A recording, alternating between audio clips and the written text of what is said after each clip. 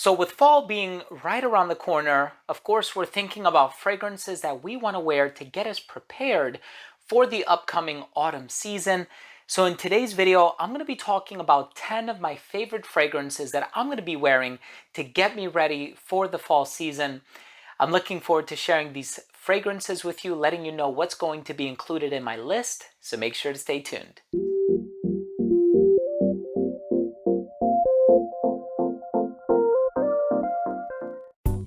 Now, before I begin today's episode and I tell you about these 10 fragrances that I'm going to be wearing in the upcoming fall season, these are great transitional scents, right? So going from summer to fall, they're not super heavy, but they are great sort of leading up to that change of temperature when the temperature starts to drop, it starts to get a little bit colder outside. But before I share the list with you, I just want to say if you like this type of content, if you like fragrance videos here on YouTube, make sure to support the channel by subscribing to it, hit the bell, and give this video a thumbs up. It would really mean a lot to me. So, 10 fragrances, a little designer, a little niche, just generally speaking fragrances that I'm going to be wearing a lot leading into the fall season. Of course, these are not great for like the full-blown winter season. Some of them are, but there are certainly much heavier fragrances from all of these brands. As I go through them, I'll certainly mention what they are. So the first fragrance that I want to talk about is all the way at the bottom of the list. The reason I did that is because this is one that I actually creatively directed.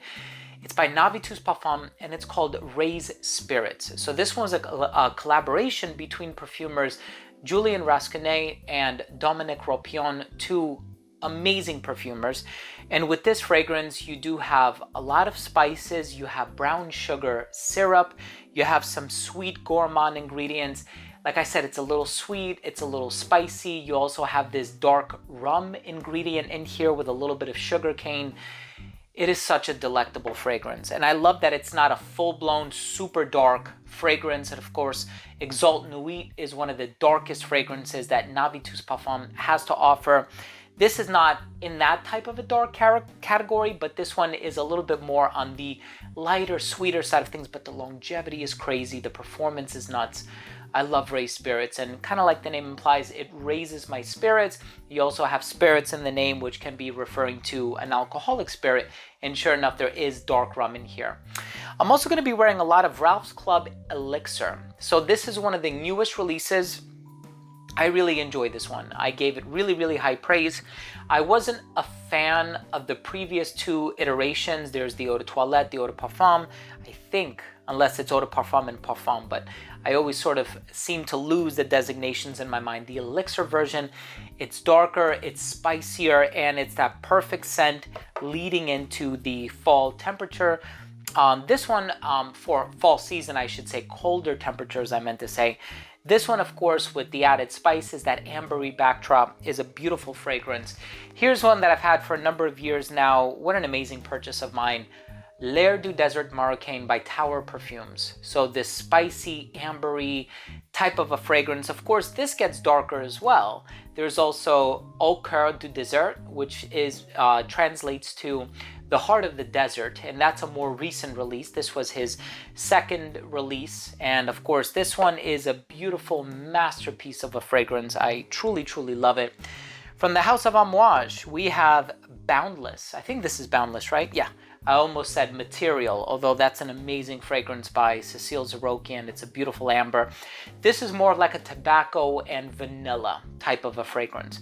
Of course, again, it's not the darkest offering that Amouage has to offer. There's also Interlude for Men, which is one of their darkest. There's Opus 14, Royal Tobacco. Opus 15 is a really dark one as well. But this one, Boundless, is this beautiful, smooth, slightly spicy tobacco and vanilla type of a fragrance. This next one is a recent acquisition of mine, so you better believe I'm going to be wearing this one. Groove Escape by Xerjoff. This is a spicy black pepper elemi resin type of a fragrance.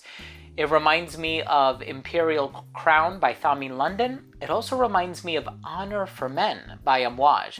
So being that this is a brand new fragrance, the performance is amazing, I'm going to be wearing this one a lot in place of those other two fragrances that I mentioned. And then, of course, by L'artisan Parfumeur, we have Noir Exquis. And this one is a composition by Bertrand Duchefort, one of my favorite perfumers ever, works out of Paris, France. And this fragrance has this sort of nutty, I guess it's hazelnut and marshmallow type of a vibe with some vanilla, tonka bean. It's smooth, it's sultry, it's sensual, it's flirtatious. It's an amazing fragrance as you're jumping into the fall. Of course, there's also Vanille Absolument, which is now called, or used to be called, Havana Vanille. I know it has a couple different names. That one is more of like a spicy type of a vanilla. That one is a little bit heavier.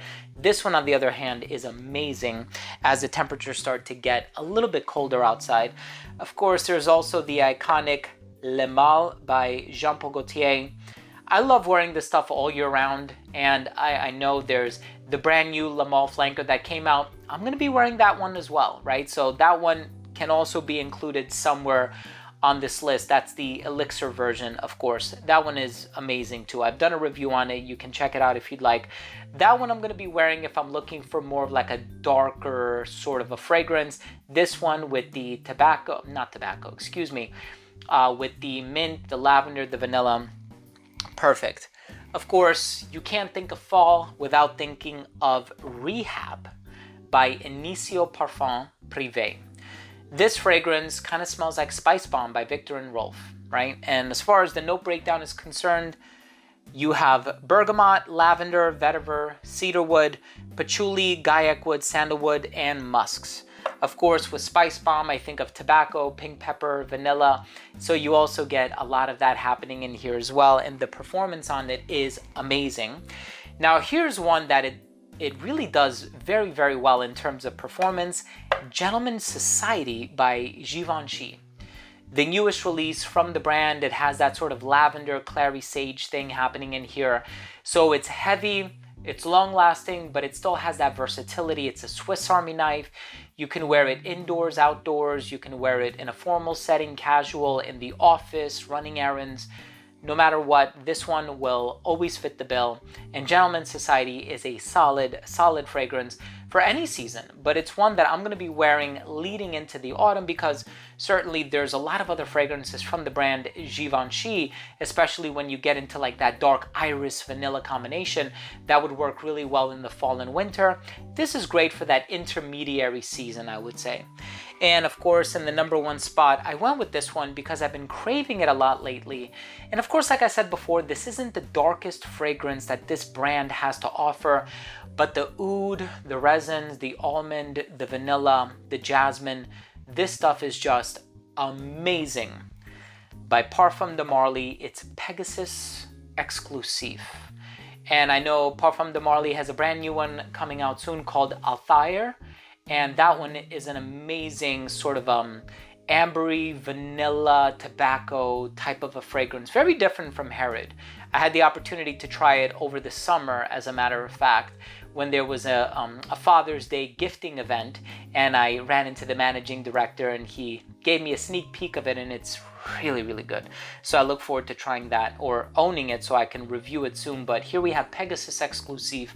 Amazing. The almond, the vanilla, it's creamy, it's earthy, it has those woodsy facets in the dry down.